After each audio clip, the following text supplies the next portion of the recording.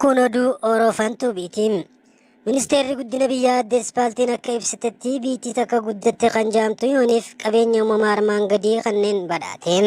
Isaanis dubartoonni kophee dheeraa yookaan taakuun deemu, saffisaan dabaluu maraata, salphaaciin heddummaachuu fi akkasumas hattuun heddummachuun kunneen guddina biyyaatiif gahee guddaa akka qaban himaniiru. Ogeessi fayyaa tokko kan ogummaa hidda marxootiin hawaasa yaalaa ture tokko digirii lammaffaa isaa ogummaa hidda hofootiin yuunivarsiitii Makiina Safii irraa eebbifameera.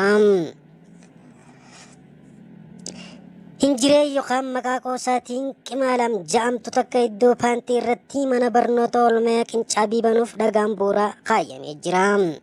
Oduun har'aaf qabnu kanuma qophiilee hafan waliin turan afeerra keenya.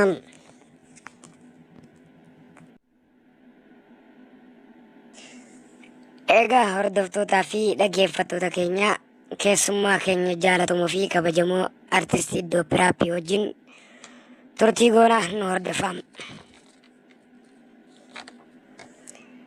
Egaa duraan dursee waamicha keenya kabajee asitti argamuu keetiif galatoomii jecha hordoftoota keenya wajjin wal si barsiisa. Isinis waamicha keessan naafeeruu keessaniif hedduu galatoomaan isinin ja'a. Duraan dursee maqaan kiyya Doopiraappi jedhama. Iddoon itti dhaladhee fi barriin itti dhaladhee guyyaan sun hurree waan cuqqaalee jiruuf isin himuu hin danda'u, dhiifama naa godha. Egaa gama gaaffii itti aanutti hin dabraa. Gama hojii artii kanatti maaltu si kakaase?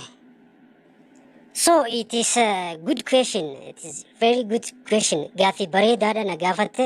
Gama artii kanatti wanni na kakaase nama baay'annee rafnaa iddoo tokkotti harmeen kiyya ganama dhufteeti kaa jetti bakka yeroo sanan aartummaan dhagahameetiin bakka achumaan ka'ee hojii artii kana asumarraan itti fufee jechuudha.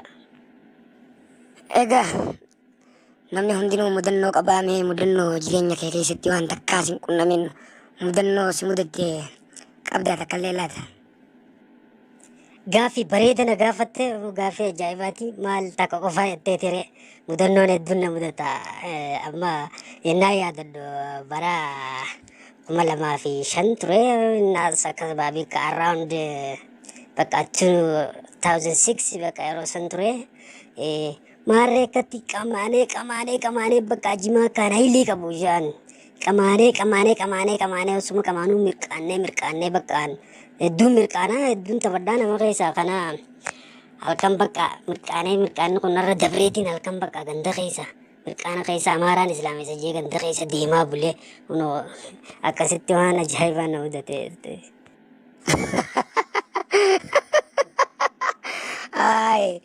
Mee kana malee mudannoo biraa qabdaa nama ajaa'ibsiisaa mudannoon kee kun akkaan nama ajaa'ibsiisaa.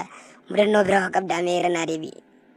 Mudannoon hin dhumatteeti yennaa gaafa baadiyyaa kara magaalaa garuu san faazariin koo jibichoolii tokko naa gurguree kara magaalaa bakka albamii jalqabaa yeroo hin qopheessu san bakka afaan amaariffaa hedduu hin danda'u bakka yellam aallee bichaan beekaa amaariffaa san qofa ture yennaa san achi ol deebi'ee iddoo bakka nama haali beektaa amma fakkeenyaaf namni birrii gisee keessaa qabu afaan hin beekne hin qabu afaan fedhaa haasawaa. An birriin na keessa kun amaariffaa na barsiisuu jalqabu deema. Kana hoteela xinnaa wayii tokko dhaqeen namtitti wayii tokko amaariffa malee hin beektu. Itiyyee biddeena illee naan jedhuun yellam naan jette isheen. Ayyellamii kan akka waan biddeena osoo hin ta'in daabboo seetan. Ishi yellama san irratti waxiiqicii fidi jeetiin kursiirra dubbuk jee yennaa sana namtichi guddaan daampeela wayii kaasu tokko miif itti falligaallee jedhee na jala fiigee issi sanan gaarraan irraanfadhu.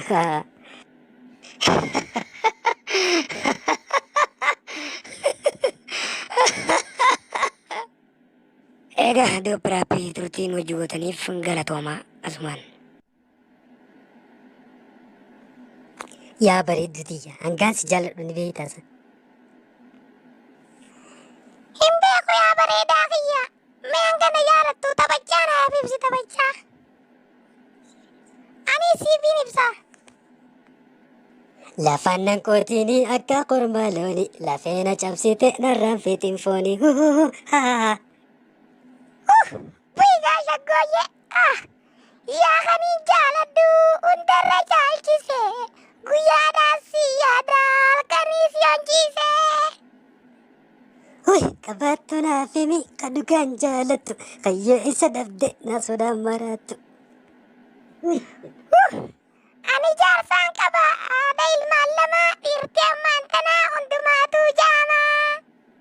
Bu'iisaa shaggooyye Dhugaan dur dhabamte addunyaa irraa galte ijoollee kanaaf abbaa mana dhalte.